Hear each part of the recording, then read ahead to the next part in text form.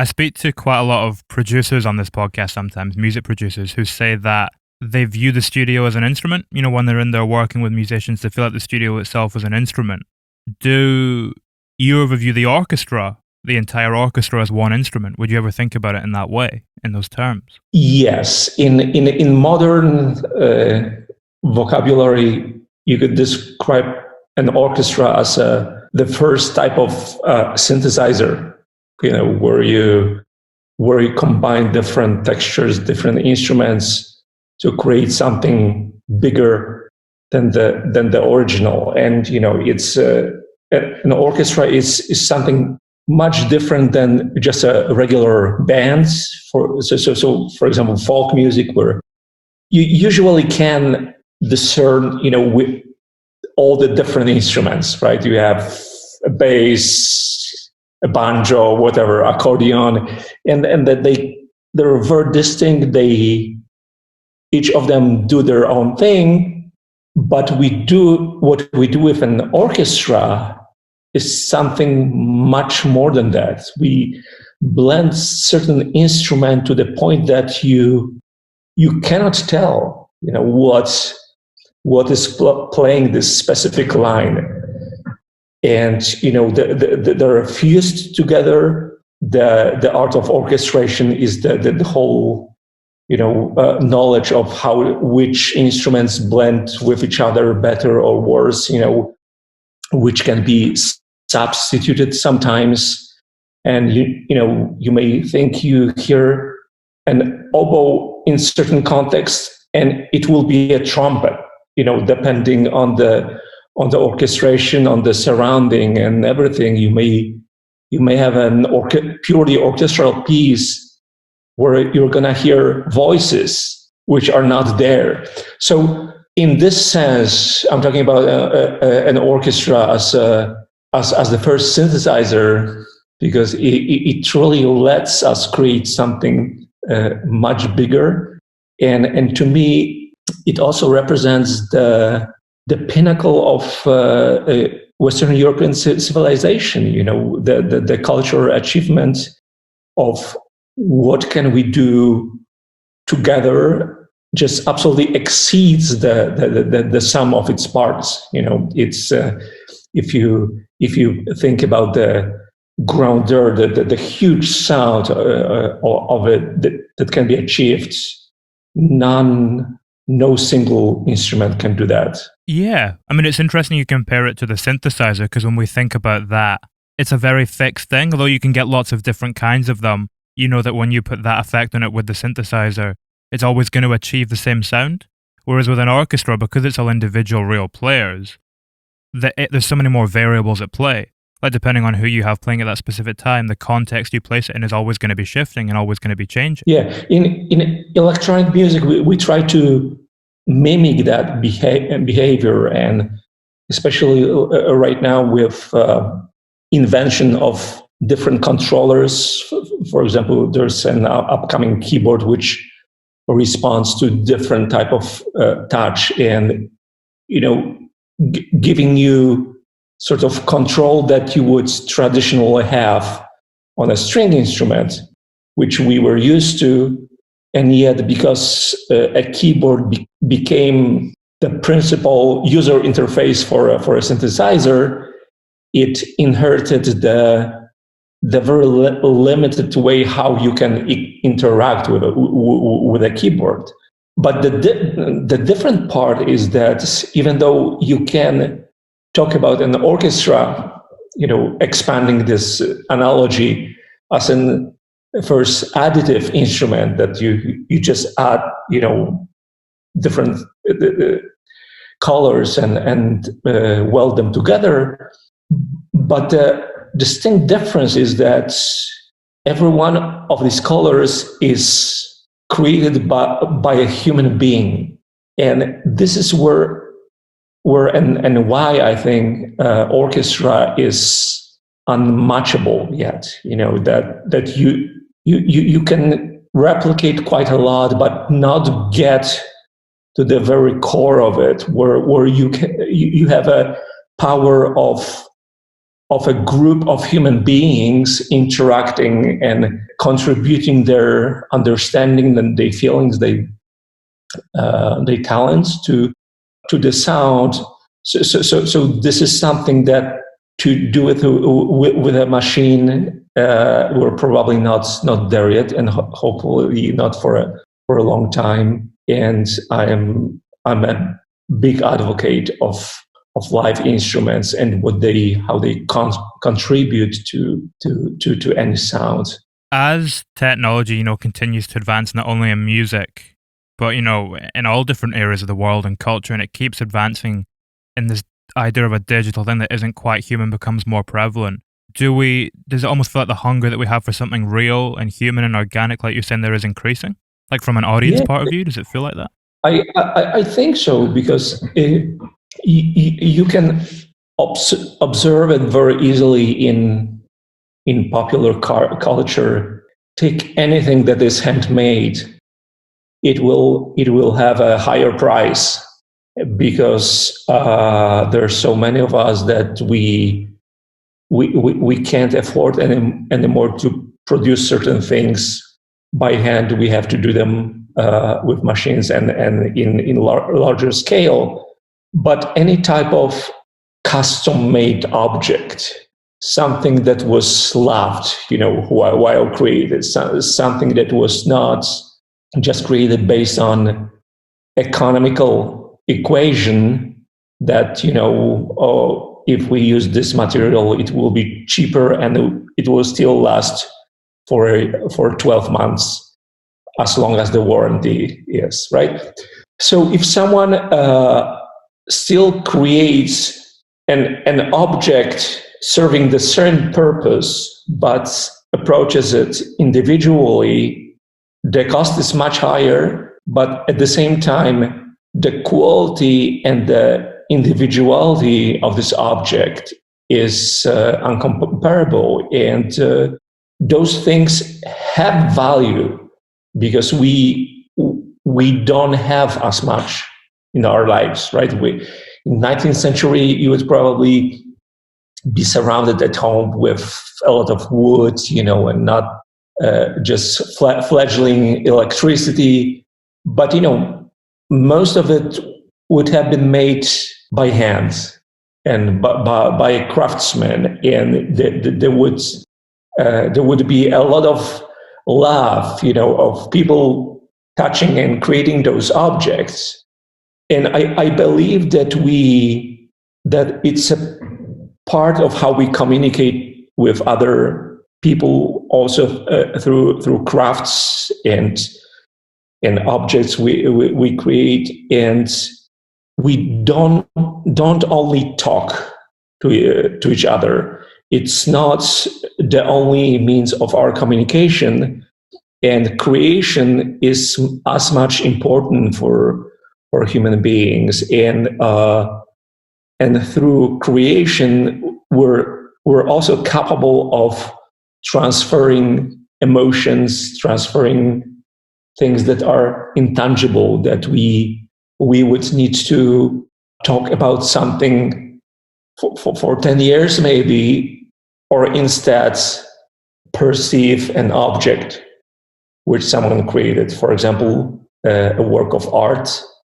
or a custom-made racing car, where every tiny part is different than in your mass market, Honda or whatever. Do you have any custom-made instruments? I do, yes. Actually, recently I built a very special drum based on a steel barrel, but inside there are heavyweight springs with many really heavy weights. It all resonates, and it's really cool. It's like a drum with its own reverb tank. That the whole instrument is just incredibly deep, and the most interesting thing you can do with it is actually the extension of the springs are metal rods which you can play. You can bow them, and it's just a beautiful sound. Have you used it in anything yet? No, not yet. How, it's interesting what we've been speaking about as well in regards to orchestra and the way that every instrument can be framed differently depending on the context surrounding it, and it can change the way you hear it and the way it sounds and feels. How did your perspective of individual instruments and writing on them change after you had conducted an orchestra for the first time? Yeah. Conducting the players is a reminder to a composer that whatever you put on a musician's stand better not be boring, and I think it's an important principle that when you realize that the different parts you write are not, you're not just playing them through MIDI. You ask someone, to interpret them and to put some life into them. And even if certain instruments it may be necessary that they have a simpler part, someone else will have this glorious melodic line, but not everybody. There's still a lot a composer can do to make those lesser parts be interesting as well. And conducting an orchestra enforces this notion, because this is a moment of truth in a way. You come to the podium and you encourage people around you to put as much energy as they can. You immediately see, is there something that they can put their energy into or not? So I think it's about this responsibility. And other than that, conducting to me is the most thrilling part of my work, where I finally feel my music fully, and I no longer have to listen to samples, which I find very, very painful. It's finally this sound, the final sound. I don't have to imagine it. I don't have to listen to a demo track with a lot of reservations that this will be different in this way. It's like watching just an unfinished product, right? And like storyboards almost. Yeah, exactly. So with the actual players, it becomes a real interaction with them, and it's also an incredible energy which you're getting being there, and you give back.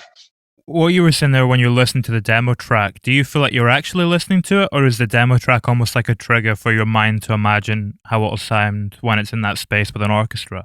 Yes, a demo track is a draft to me, and especially this draft can be more convincing, especially for rhythm-driven pieces, and where music has more rhythmic details, and but it completely fails when we talk about emotional music, and if you need a theme to actually carry something. And I've had this problem from the beginning when working with Tom Ford and Madonna, when they were absolutely incapable of making this leap of faith.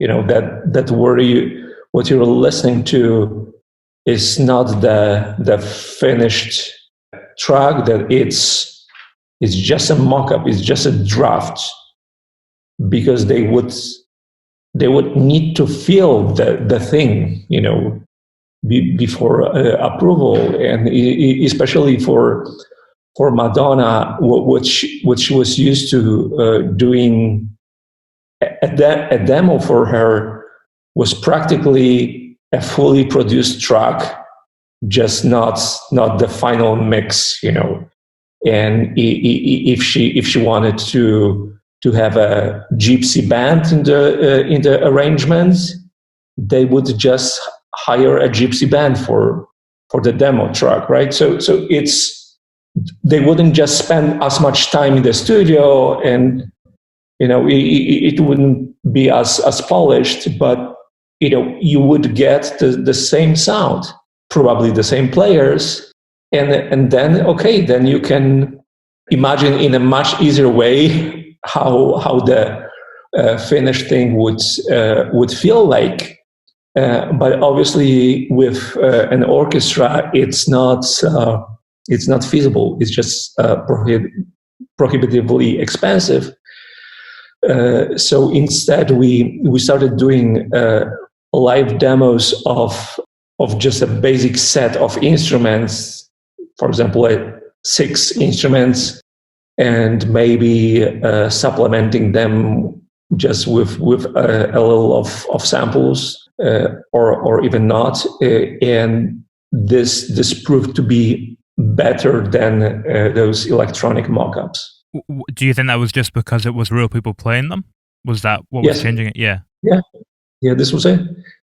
Because it's even if you have a bad recording, but you have a live player and you work on some kind of interpretation of a line, everything will feel right.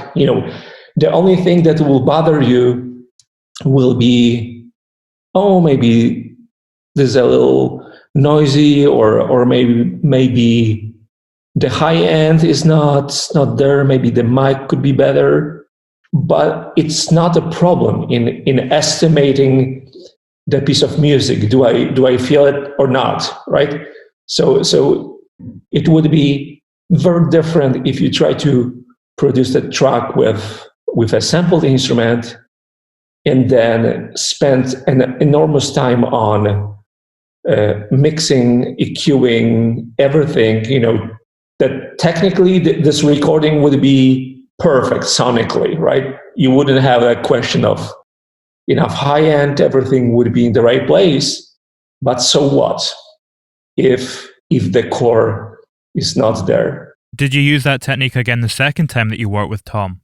Or was the communication slightly different because you'd been through that process with him once before? Yes, I did that again. And the second time, I didn't even try to show him themes that I knew he wouldn't accept any other way. So we always had a demo, and then actually the second time we actually allocated some budget to hire a few players to do live demos. And actually with Nocturnal Animals, there's an interesting story.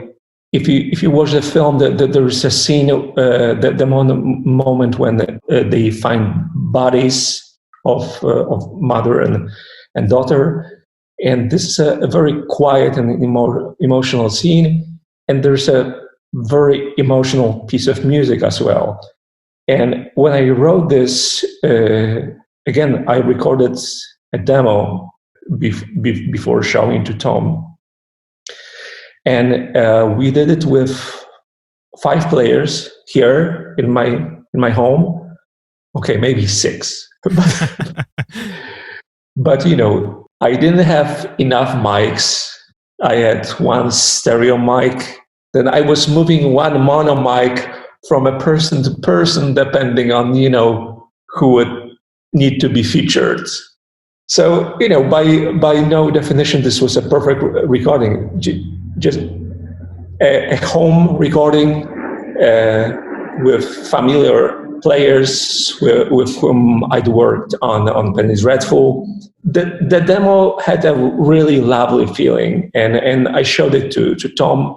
He really responded well, and loved the sound and everything. The intention was always to eventually re-record that piece in London with London players and with a larger ensemble. And I remember we recorded at Air, I think. Yeah. Each time we recorded this piece, both Tom and I were like, I still like the sound of the demo. And we attempted to record it 3 times on 3 different sessions, really trying. And it's not that the players were bad, they were great. We had a larger ensemble, so everything was more polished. But somehow this home recording performance was very unique. There was something that we couldn't recreate. This was this moment, and just something that we couldn't let go, that we wanted this sound. We eventually ended up just recording an extra layer extending the strings, which was mixed in with the original demo, which had to be cleaned up because there were some click track in the background. It was never supposed to go out, and yet a moment turned out to be much stronger than going to the opulent environment of Air. And there's your example how much a live player can do. So that's the uniqueness maybe unmatched by even other players in many circumstances. And so to even think about sampled instruments in this context is just impossible to compete. Yeah, there's something so organic about it when it's out of your control. Like, you can't control what you're saying there about how the specific player is going to do it. It's just very natural, and yeah, it's interesting. It's part of the mystery and the magic of the process, isn't it? It is, yeah. It comes back to this very personal moment that you have with other musicians, and sometimes a moment is there, sometimes it's not. It's that's the beauty of art. I think that the outcome is not guaranteed ever, and the failure is a natural element of this process. And from time to time, we find a gem, and a great skill, I think, to have is to realize a moment where you have a gem and just keep it and forget about everything else that you had planned and just follow this new idea because it feels genuine, it feels sincere. I wanted to ask about that particular moment you mentioned as well, actually, the piece of music that plays when he discovers the bodies. Because you use it another twice in the film. You use it when he's in the motel and also to open the film, I think. That's the 3 times it comes. No, it's the same theme. It's based on the same theme. Slightly different. Yeah, but the moment when they found the bodies are found, this is the piece I was telling the story about. Okay, so does that piece just come up at that one? It's called The Field. Ah, okay. Does that piece come up at any other point in the film? This piece uses one of the main recurring themes as well. So you have all the elements that bind the score together, and this theme comes from so many different permutations. Yeah, it's kind of like what you do on the Madonna score as well, where you have those 6 or so core themes that crop up in variations across the entire score, kind of traversing time periods and everything. Yes, and here in Nocturnal Animals, it's probably the biggest variety of, for example, the theme that we start the movie with, the track Wayward Sisters.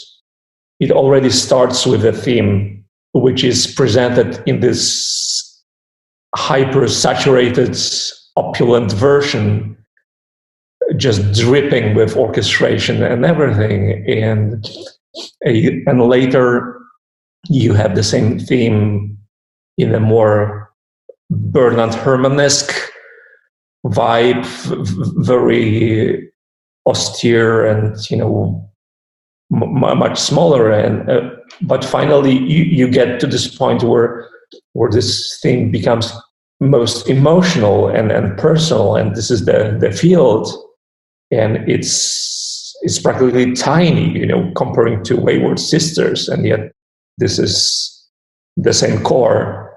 Yes, so probably in Nocturnal Animals, this was where I had a chance to show a biggest span array of the different iterations. Are you tapping into a specific moment in the film when you compose that theme? How are you able to conjure something that is going to function in all of these different, like you say, guises where it's being used to different emotional effect each time? This theme was written quite early on. I remember that I sent Tom 2 tracks to both with live recordings, but this was the theme that ended up to be the main theme was actually my second choice. My first choice for what I thought initially was probably better was another track that didn't make it eventually. So it's a process of verifying what you think is right to actually seeing and feeling. Does it really help, or maybe it's a dead end in some cases? So this theme really evolved and became embedded in Nocturnal Animals more and more as we worked on it, and it just turned out that it apparently liked being transformed into many different areas. So this was something that not always can be expected of what you write. Did you ever take into account the fact? So the film kind of has the 3 timelines where you've got LA in the present day, you've got the fictional timeline in the book, and then you've got the flashbacks to New York. Did you take into account that one of those timelines was fictional? Did the fact that one of them is supposed to be a book affect the music in any way, and it's supposed to be a creation in the world? Well, not really, because if technically it is fictional, but if you think about the story, that's something that explains a story through an emotional language. Is it really fictional, or is it describing a reality with different means, right? So to me, this was a direct extension of just talking about the same thing when he wrote the book and kind of reversed the situation. That the murderer in the book is basically the character played by Amy Adams, that she murdered a part of him by crushing his spirit, his love, himself. It becomes a very vivid explanation of what it means. It stops being, if you think about this, that the story described in the book follows his emotional arc. This is how he felt about certain things.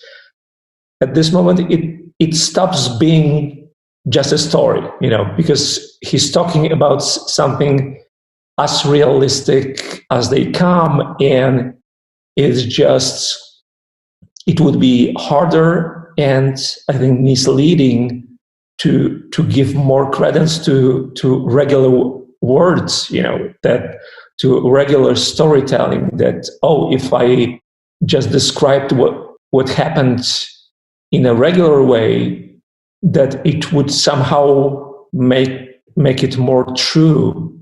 I think that this is the question that art in general answers, that sometimes certain things cannot be described with our common language and with our mundane way of talking.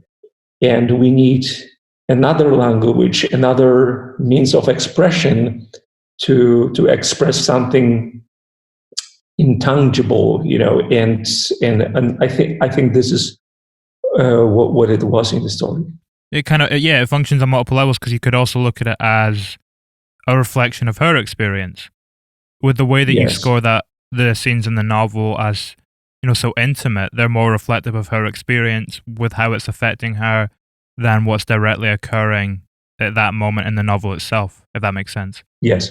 How did the similar thing kind of function on WE? No, the WE was different. It had a more classical distinction between different time periods, because they were both objective, right? The modern story was a modern story of a woman fascinated by the Duchess, and the story of the Duchess was, exactly how it happened. There was an easier distinction, obviously there was there was an emotional connection between both, and how one woman kind of affected the other. But this relationship wasn't as complex as in Nocturnal Animals. Yeah, it's more of a one-sided relationship, because it's about the modern woman's relationship to the Duchess, but the Duchess doesn't have that relationship back. Correct. Is that something you were looking to reflect in the score? Were you very much writing that from the point of view of the modern woman, kind of looking back with this perspective? The modern woman lives through the Duchess because it lets her, when she researches her life, the Duchess' life, she's able to relieve certain things, certain emotions that are inaccessible in modern time for her. She's suddenly capable of feeling certain things that would not be, an element of her day-to-day reality. The historical timeline gave much more plane for music that would be, again, oversaturated with emotions, with romanticism, with, like a fairy tale, but not a fairy tale, with real problems and, and dark moments.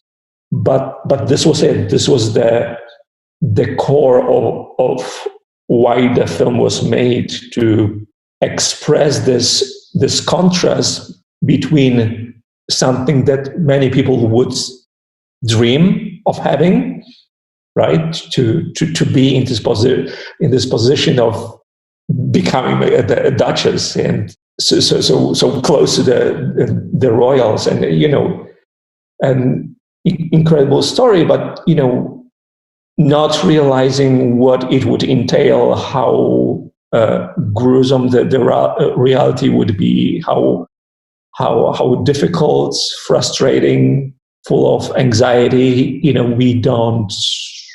We don't speak of those things when we tell fairy tales.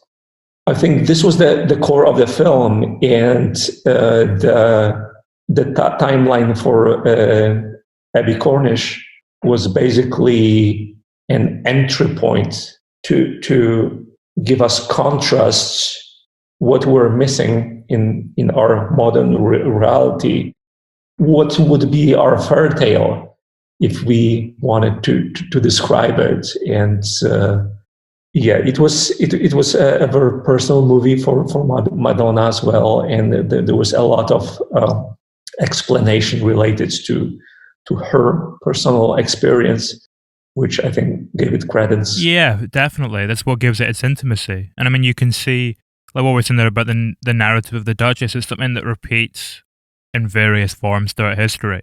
This idea of being careful what you wish for a little bit, and yes, striving for something that then comes back to kind of bite you. It just turns out that the story is more interesting than the press would have you think it was.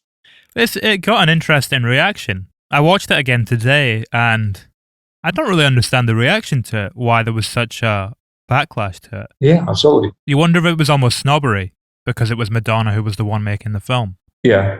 yeah, plus the Duchess with her being American, she was a divorcee, just unthinkable. I don't have to explain it to you, obviously, but at that time it was much worse than with Meghan and Harry.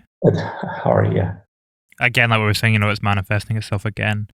The phrase you used there where you were kind of speaking about this fairy tale idea, it's interesting because it kind of brings my mind to The Nun. When we were saying fairy tale, this slightly heightened sense of reality and something a little bit more fantastical. Is that a different thing? I mean, I guess Penny Dreadful too, where you're approaching something that isn't quite taking place in our reality in the same way. Penny Dreadful was probably the biggest surprise of my career. I couldn't expect to find so much in scoring. I thought I would be scoring some kind of Victorian story and a horror genre. Obviously, what was most surprising were John Logan's dialogues, where it was the first time that dialogue actually inspired me to writing music, and there was so much beautiful poetry in it, especially in the creature, who being this violent Dr. Frankenstein's monster. He had this beautiful soul to different elements, and all those long conversations, which I found absolutely fascinating, when they just talked and it was bizarre, it was strange, it was dark, it was something, like exploring the areas of our humanity which were either taboo or something untouchable, and those characters would go there sort of easy, and I just found this world incredibly inspiring. I always talk about its dark beauty, like being fascinated with something that that it may kill you. You see a tornado and you would like to be in the center, even though it will kill you, or a sweet poison which just has something incredible in it, like like poisonous flowers. All those elements were in Penny Dreadful, but it was a very apt symbolism for things that we may be attracted to, which objectively may not be good for us. It's hard to deny this dark beauty that it exists, that even though it may not be good or at least good for us, there is an incredible, dark, beautiful energy in it. And so I found myself writing themes which were romantic as previously, but at the same time touching all those darker strings. And it was a really fascinating time for me. What you were saying there about like our attraction to these things that can be dark and attraction to these things that can harm us and might not be good for us, but we still want to walk towards them anyway. When you're using that to compose a theme, are you looking for that in your own life too? Are you looking for those things in your own life to kind of latch onto and then communicate? No. No. I have a very happy life personally, and this is something that I struggled for most of my artistic life, especially being born in Poland, where we, with Eastern European romantic notion of who an artist is, it usually is connected to suffering, unfulfillment, unrequited love, all those things that make you kind of broken, and through this brokenness you create your art. I've always found it very, very offensive, because it was also a way to say that basically what artists do is not a real thing, and basically they should be happy that society allows them to do what they do, but it's not neither a job or something needed, and to me, art is as tangible as baking bread, and this is true that we may not need it in moments where our existence is in danger. In times of war, there may be no time for art, because you need to put food on your table. But in normal times, in times of peace, art helps us understand our world better, understand ourselves better, communicate better. I'm returning to what we've talked about. Art is another language which gives us much different and deeper understanding of certain things inside us and around us. So I always wanted to feel as an artist, to feel that I'm a part of the society, that what I do matters. The notion that an artist would need to suffer or to go through some incredible tragedy to be able to create, to me, it was always like being a heart surgeon without a heart attack. That you wouldn't be able to become a good heart surgeon because you wouldn't know about heart yourself. You wouldn't have that personal experience. Yeah, I think with what you're saying, that idea of the tragedy of the artist is true for a very small minority of people. Yeah, I think a tragedy, trauma can be a catalyst for many people, because certain things can only be expressed with art, or easier expressed with art. And if you go through trauma, you may be incapable of expressing it with normal means, right? You try to talk to somebody, and they won't really understand what you went through. Even if you tell them with normal words, you tell them your story, they will still not understand, because they won't have the same life experience. But if you create art, it may come through. So I think this is where where those two elements are attached. That again, that art lets us is an outlet for a lot of it, which normally would be just squashed inside. By no means it is the only case that you would be able to create art otherwise. You mentioned a few moments back as well that through creating art, you've learned things about yourself, and you've learned things about the world and the way that we are as people. What have you learned about yourself that has been most valuable to you in your kind of day-to-day life? Relativity. That's basically that's a lot of things that matter in society is not really that important. Creating art gave me this kind of peace of mind, that basically, as long as I'm not starving, I'm okay.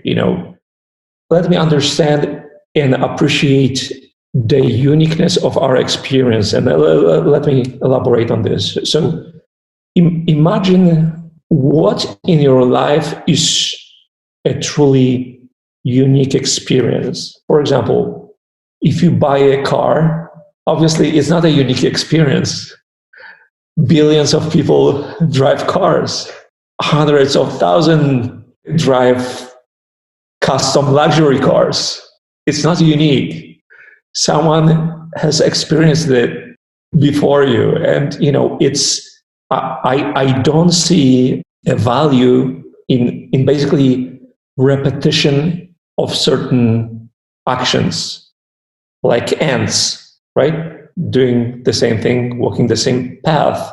If you look at people like this, so what is the value in your life that you have an experience of owning a car? Let's forget for the moment about just commuting, that you needed to drive yourself to work. But there are, other things like this, having a TV, having a house, then talking with each other. How many of the things that you express during a conversation is actually original? When you think about this, 99%, what we do is we repeat something that we've heard from other sources. We're in certain community. We're basically spreading the same information over and over again. And where are those things that are unique, specific to us? They're usually in the more personal area. We're more intimate with another person when we speak, maybe not about politics, expressing just, think about this. When two people talk about politics, it's like each of them is rereading different articles, right, from different media. So I guess this is what I'm looking for, and this is what creating art taught me, to look for this uniqueness. And I think this is if we can find enough of it in our life and can appreciate it, it's more grounding. It doesn't give you a sense of pointlessness. That you go every day to an office, do a job that you don't like, for a company that you don't even care about what it does.